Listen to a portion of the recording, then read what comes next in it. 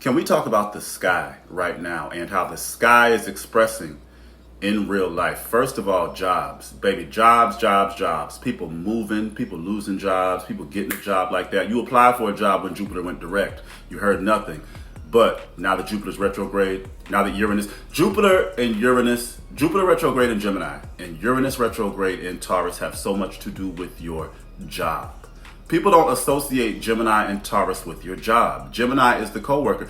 Gemini placements, Gemini moon, work mothers. You're nurtured by your coworkers. You get really close to your coworkers. Gemini 12th house, coworkers crying to you. Okay, smoking with your coworkers, drinking with your coworkers. Gemini is a coworker for life. Okay, Taurus, you help people get jobs and housing. Okay, jobs and money and housing, that's your life. We got Jupiter. What is Jupiter? Fleeing and running. Jupiter and Uranus are a lot alike. Okay, Jupiter expands, Uranus elevates. Jupiter is how we flee, Uranus is how we detach. And don't forget about Scorpio. Scorpio, Gemini, and Taurus have everything to do with your job, okay? When I do legacy readings and career readings, the first thing I do is I look at the trine that exists between your second, your sixth, and your 10th house, okay? That has to do with your work life and your career life. But Scorpio, your 8th house, you cannot have an 8th house without a 2nd house. The 8th house is your who pays you. Okay, the 2nd house is your role there. My 8th house is Aquarius, okay? Aquarius rules astrology specifically, the internet, social media. I'm a 2nd house Leo. I run this. I'm the star, okay?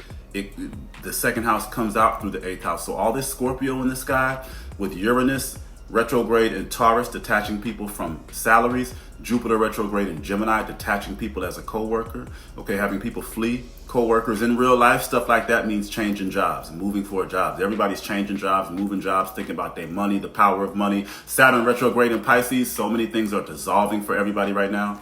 Scorpio is the power of money. Scorpio is the loan shark, okay? The debt. Scorpio is the loan. Taurus is the car you get for the loan, okay? Saturn retrograde in Pisces. Saturn, the highest position we have. Everything we're managing at one time. How we're managing our lives. How many houses we have. Saturn retrograde in Pisces, dissolving, okay? So there's a lot. When Saturn moves into Aries, we're all going to be in a very new work environment, a new relationship environment. This is a time for like complete restoration, okay? I'm also hearing about pregnancies. Everybody's pregnant. Every time I scroll online, somebody I follow is pregnant. Pregnancy and relationships, huge. Love is huge right now. Scorpio rules love, not Libra or Venus. And you can tell right now. Scorpio is also birth. The Sun and Mercury are in Scorpio, so that has a lot to do with work, but also our love lives. Venus is in Sagittarius. We're leaving things. You got to look at the sky as a person. The way I look at Venus as how we're connecting to the world, how we're mediating. Somebody might say, hey, come stay with me. You got to move cross country. I live here. You can come stay with me. I can help you look for jobs over here. We're helping people flee things. We're helping people leave things. We're doing father mediate. Dads, husbands, and baby daddies. Huge. Cutting your daddy off, reconciling with your father, your ex-husband coming back, dealing with your ex-husband. 2 new clients I've taken on. I'm helping them detach from a man. One of them, we're doing a Dan-tox, okay? That's the man's name, Dan. And instead of a detox, we're doing a Dan-tox. We're leaving relationships, new relationships, babies, and pregnancy. And with all of this, you have to factor in the North Node. The North Node is pushing all of us toward Aries, toward newness, okay? Toward handling your anger issues. But newness is real. So the North Node in Aries is taking us from the South Node in Libra, moving us to the North Node in Aries, but it's doing that according to the sky and how the sky interacts with our chart. So when you look at how the sky interacts with your chart, it'll give you an even more detailed delineation or a more detailed horoscope for what's going on in your life. But just this sky right now, we're moving into the North Node in Aries, new jobs, new babies, new relationships, new divorces, new money. Everything's being made new right now. But you got Saturn retrograde in Pisces. Pisces and Aries are the ultimate opposites. Pisces is water, Aries is fire. But they meet in the middle. They both sacrifice themselves. Pisces is going to lay down and die for it. Aries is going to fight to the death for you. Then we got Mars at 27 degrees Cancer. New mothers, new motherhood. Fighting with your mother, taking action towards your mother, taking action towards your childhood trauma, okay, with Saturn, Neptune retrograde in Pisces, trining Mars and Cancers, baby, we're burning up trauma like that, busting out crying all over the place. I've been doing it. My friends have been doing it. You're kind of isolated right now. Mars and Cancer, being alone at home. And you may need to be alone at home. I've been feeling I'm an Aries Venus. I don't mind being by myself. I love having a little date with moi. Okay, yeah, I'm gonna have me some me. You hear me? Shit. But I think we're all in that environment right now, isolating, and new housing, new homes. Everybody I talk to, my friend in Australia, her house burned down. My mom's breaking her lease early. I have neighbors who are talking about moving.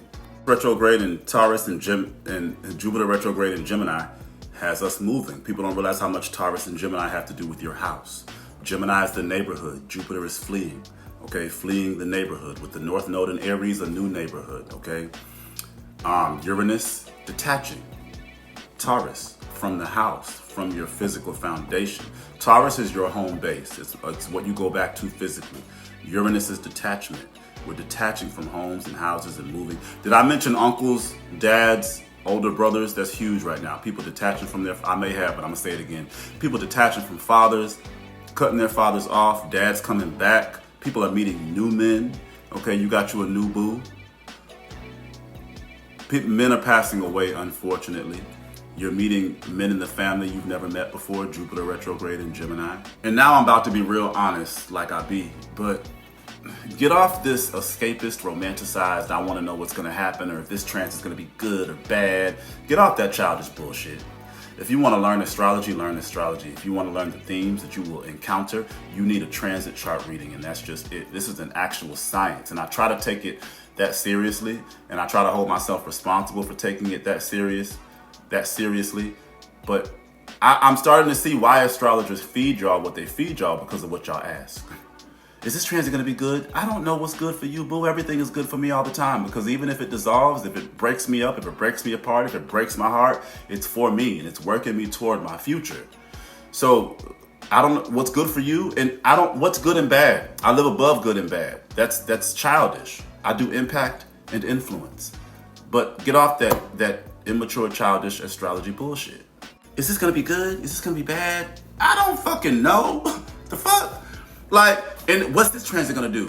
Baby, get up and use your eyes. And sometimes I just take a walk and I listen to people and I see what I see to learn transits, to learn astrology. You can learn astrology. People, get out of your pain and your delusions and your trauma. Focus on the world. Listen to your coworkers. I'm about to make a journal so people can take notes on what they observe during certain transits to learn astrology. This is a notebook that's less about venting and shadow work. I'm doing a shadow work one too, but I'm doing one so people can learn astrology. It's like people don't want to learn astrology. They want, I don't know what people want, to be honest, but what you want don't exist. I've had people come to me for readings, right? And they was like, I had to, investigate you a little bit, before I booked a reading with you, because I was scared. I'm like, why was you scared? I'm so sorry. I don't want to be scary. And she was like, no, honey, it's just your honesty. She said, I knew you would read me to filth, and I had to be ready for what you had to say. And we did the reading, and of course, she broke down into tears. And she's doing so much better now. But she was like, yeah, your honesty. I was like, yeah, I know. I get it a lot. It can be kind of abrasive, but I'll never change it, because baby, people be scared of honesty, but they'll snuggle up with a lie. People love dishonesty. People love niceness. People love for you. Like when people ask me, can I trust you? I don't know. Whether or not you can trust me ain't got a damn thing to do with how trustworthy I am. It has everything to do with how you trust. If you don't feel that you can trust me, don't. I know that's one thing I've noticed about the world. People will look me up and down and like, I don't know about you, but then they'll go to the sleaziest lying person because that person said words to secure you, but you didn't use your intuitive energy, and then you got burned. And guess what? I've had people come back to me. Now I'm charging you twice more because I have compassion, but I scare people with my honesty. But I have to tell people how you're afraid of me because I'm so honest. But you're not afraid of the people who have hurt you the worst with lies. You're not afraid of who's betrayed you. No, you resent them, and now you might want to unalive them because you feel duped, but you duped you because you didn't learn your intuition. But I realize that people are afraid of the most honest people. People are afraid of honesty.